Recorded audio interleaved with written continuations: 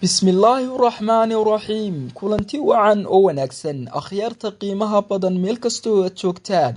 Waa qormo xiiso loo ka hadlaysa dilkii madaxweynihii wadanka Masar, Maxamed Anwar al-Saadaat. 6 Oktoobar damaashaadkii guushii Baarliif 8 sano kadib dilkii madaxweyne Maxamed Anwar al-Saadaat iyo tuhunkii marwada koobaad.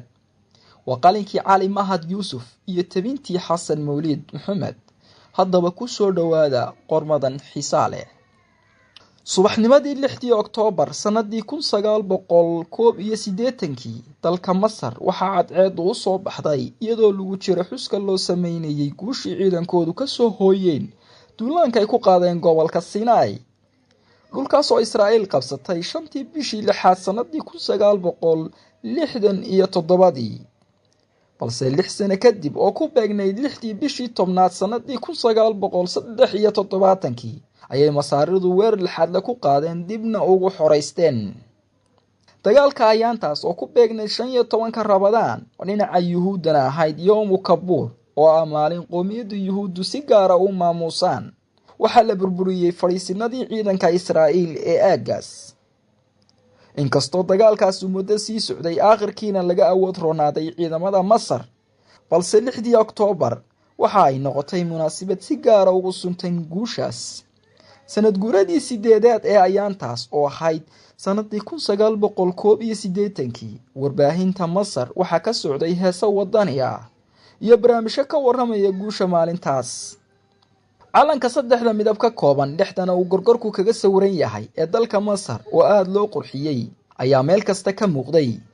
jawigu waxa uu ahaa mid bilicdiisa leh, wax walibana qaabkii loogu talagalay u socdaan. dadka inta aan nasiibka u helin inay soo gaadhaan fagaaraha uu ka socday dabaaldegu waxay ka daawanayeen telefishinada ku sugnaa goobtaas oo si toos ah uga tabinayay dabaaldega ay sameynayaan qaybaha ciidamada Masar. sidoo kalena sawirada madaxda dalka ee salaan sharafta ka qaadanayay. markii ay soo dhamaadeen cutubyadii u dambeeyay ciidanka lugta, waxaa bilowday hubkii cuslaa iyo qaybaha baabuurta gaashaaman ee gantaalaha xambaara. dhinaca cirkana waxaa qaab la yaab leh uga damaashaadayay dayuuradaha dagaalka. farxaddii iyo quruxdii munaasabadaas waxaa mar keliya masiibo barooto isu yeedhay u bedelay weerar argagixiso oo koox baabuur weyn ka soo buuday ay fuliyeen.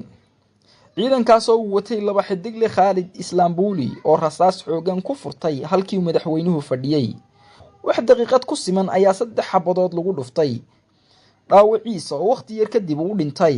Anwar al-Saadaat sida baaris la sameeyay lagu ogaaday waxa dilkiisa dusha looga saaray koox mintidin islaami ah oo aad uga cadhooday heshiisku Saadaat la galay Israa'iil sanadii 1978.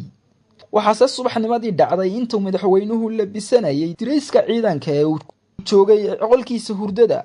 waxa uu damcay inuu xidho shaayada xabadda celisa, waxaase ka diiday oo xataa gacantiisa ka dhufatay marwada uu qabay ee Jahan Saadaat oo ku adkaysay inuu yahay saaxiibka ummadda.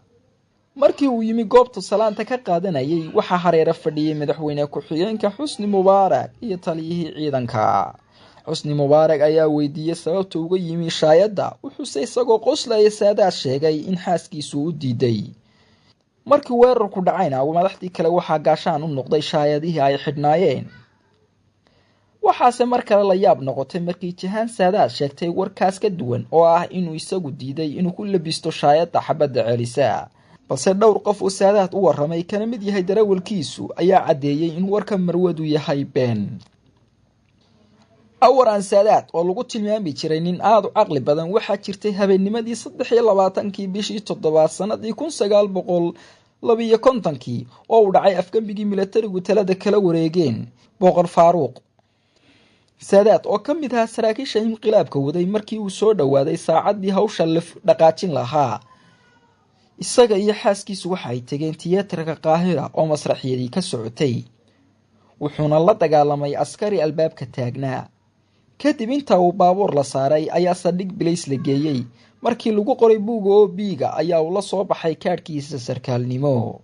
sidaas ayaanu kaga soo baxay isagoo ku tala galay haddii inqilaabku fashilmo inuu ku doodo saacadaas inuu tiyaatarka iyo saldhigga u dhaxeeyay. Jahan Saadaad oo 9kii bishii 7 2021 geeriyootay. waxaa dhimashadii saygeeda ay noqotay maalqabeen taasoo abuurtay tuhun badan oo laga qabay lafteedu inay qayb ka ahayd shirqoolka saygeeda uu ku baxay. waa mahadsantiin intaa nala socoteen. waxaan ka codsanaynaa inaad nagu xidhnaataan meel kasta